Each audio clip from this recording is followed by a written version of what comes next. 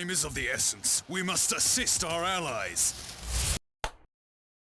You see, just recently, I made a video on video game release date, or in this case, East versus West video game release date on my second channel. Well, let's just say I explained to it why releasing a game on the same day is quite confusing. If a game released on different days, that is okay. But when you release a game exactly on the same day or the same week, players will have a hard time choosing. And I do mean the normies, okay? Or anybody else. Let me give you for one example before we react to this video. Black Myth Wukong and Dustborn. Both of those two games released on the same day. Black Myth Wukong got more than 1 million, or in this case 2 million players at best on Steam. Let us react to this video. Oh yeah, which reminds me, let me show you one more thing. This is Mecha Break. Don't mind this one, just mind this and this. February 20th.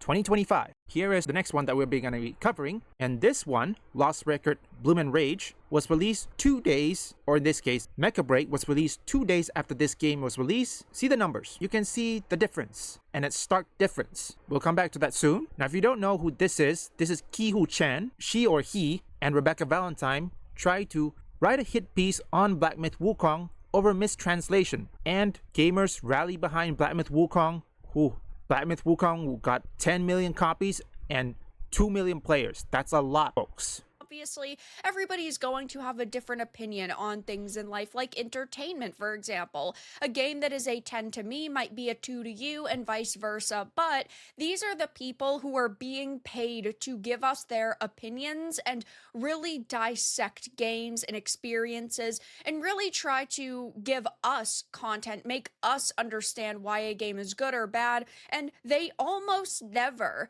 really agree with our takes, and they're just so out of touch with really what makes entertainment good or bad and why certain products are really so heavily criticized.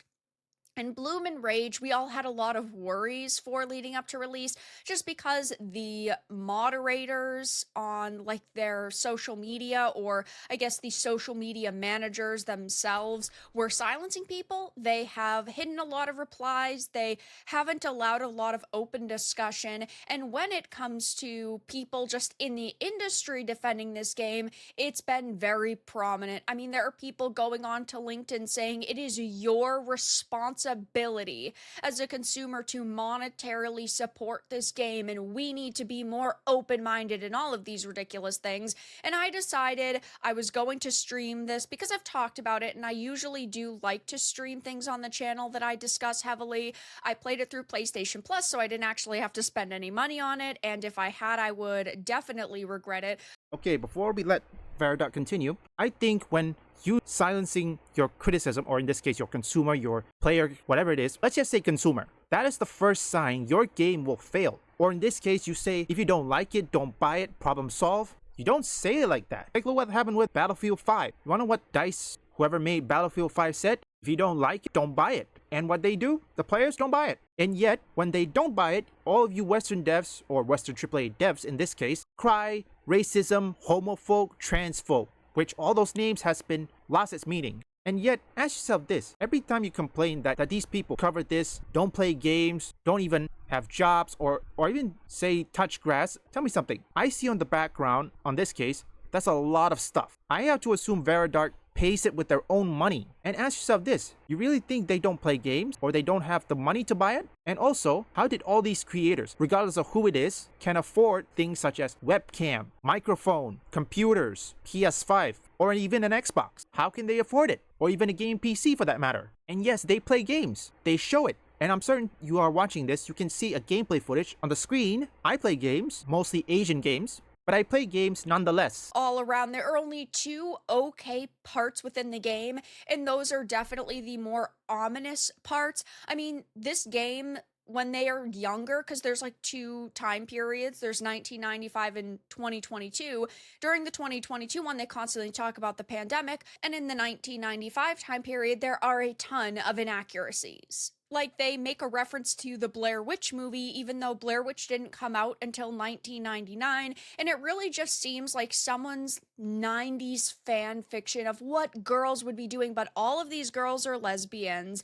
They all can romance each other. They constantly talk about their sexuality. And the only reason why they actually become friends is because they're all misunderstood. Because they're part of this small town who just do not understand what it is to be a young girl, and they talk about their periods all the time, and it is just an extremely cringeworthy, like modern day 90s fan fiction. It was terrible, at least in my opinion, and there was really nothing that I enjoyed about this experience except for the music, and I guess the fact that it actually has visuals, like it's an image on my screen.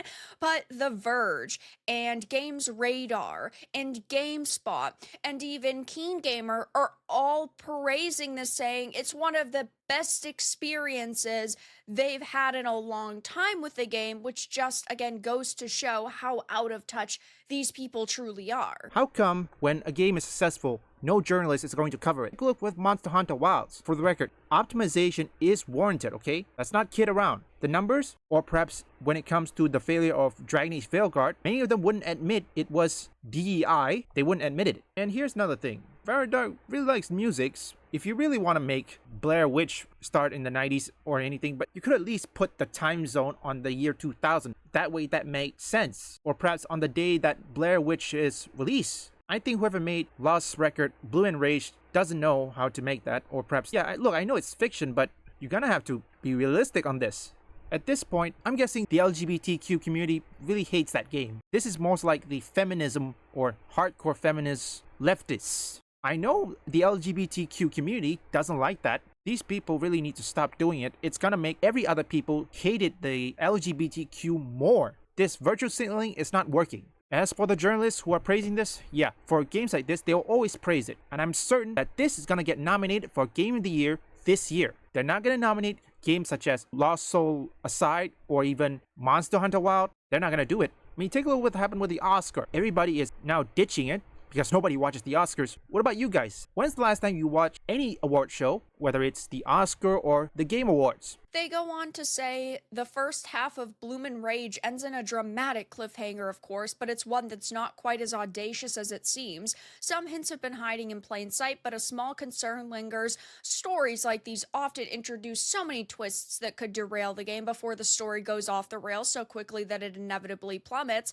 This was partly why the recently released Life is Strange Double Exposure faltered in its concluding chapters. For now, there's plenty of time to wonder. We still have to wait 2 more months or so for Bloomin' Rage's melodramatic conclusion. So yeah, this is actually split into 2 parts. So they expect you to pay $40 for half of a game, which only took me about 5 hours to complete. So this will probably be like a 10-hour game all around.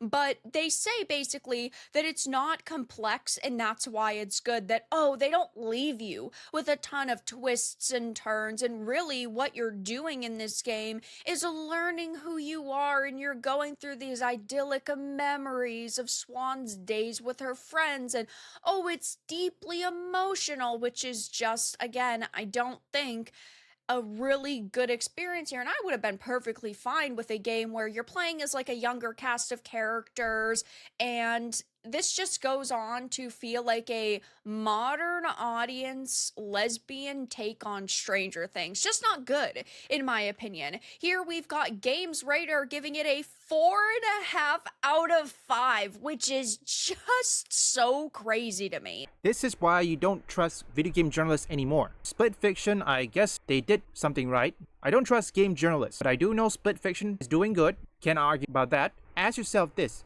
Black Myth Wukong. Why did IGN China give Black Myth Wukong a 10 while IGN America gave it a 5 and then bump it up to an 8? At this point, I'm gonna keep bringing it up. You see this? Look at Stellar Blade. They give like what, a 7? The First Descendant either a 6 when it comes to Metacritics or anything.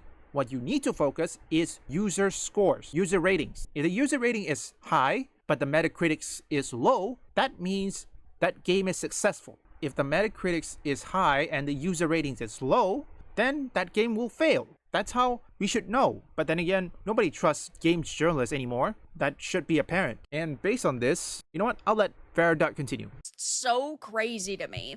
They say the pros are its fiercely earnest story of girlhood with the joys of and drama of being a teenager with a brilliant supernatural mystery thrown in. There's only like, I would say 10 minutes in the 5-hour experience that really touch on the supernatural mystery. And oh, spoiler alert, one of the characters dies, and we don't know that she's dying throughout the game. So she basically just dies after this really cringe-worthy part of the experience, which was so funny to me. Having a character die of cringe was really, really fitting. Creating mini films with the camcorder creates bursts of creativity, but also acts as an important story device. You don't have to use the camcorder 95% of the time, and in the parts where you actually have to progress the story, it just feels very cut and paste, film A, film B, and then put it together. Deliciously lavish audio and visuals. This is a game where you want your graphics settings turned up to 11. This game does not look good. It truly doesn't. And the cons are some camcorder sections occasionally are checklisty. All of the camcorder sections that are required are checklisty. In just one part for now, we have to wait for more. Oh my gosh, guys, I can't believe we have to wait for more from this amazing experience. It was not good. You don't actually care about any of these characters. There's no emotional depth to them. The only reason why they become friends is because they're all just so misunderstood. None of them feel like they're authentic people who actually were living in this world before you came to know them, because there's only a couple of notable characters aside from them, like no parents. The only ones are a sister and her boyfriend. And by the way, yes, I'm sure you could have guessed, the only villainous character within this experience is an evil white man. When you put like that, yeah, that's something that everybody hates. But most importantly, when you put the story, or in this case, the virtue signaling first and then the story and gameplay second, well, players were checked off. See, this is the thing. When you do something like this, every gamers is going to find other games. Let me give you for example. Let me tell you this. See this? This is Mecha Break. Take a look at the demo and this. Pause the video. Have you paused it? Good. After Mecha Break, I want you to see this one. Take a look at this. This is 2 days before Mecha Break or Mecha Break. See these numbers?